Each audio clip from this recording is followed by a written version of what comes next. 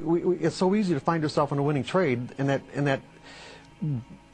because winning actually requires no skill at all. In other words, unless you consider that the being able to click a mouse button or tap a pad is a skill, right. and we don't have to have a reason or good reason or even actually any reason to put your cursor on the buy or sell button and then immediately find ourselves in a winning trade. And it could be a monster of a winning trade.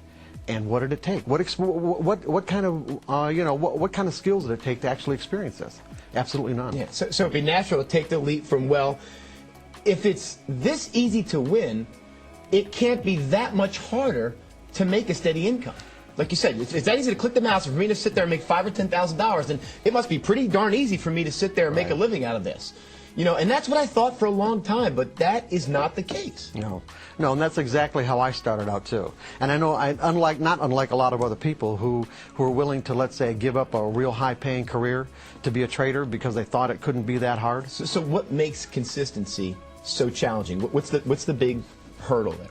Well, we're gonna get into that, but at the most general level, I'm going to say that it requires learning the type of skills that people just simply aren't used to learning.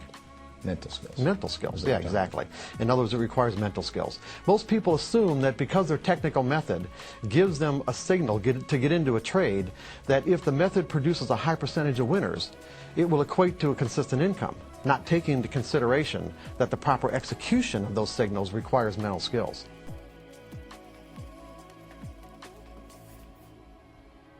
Order filled.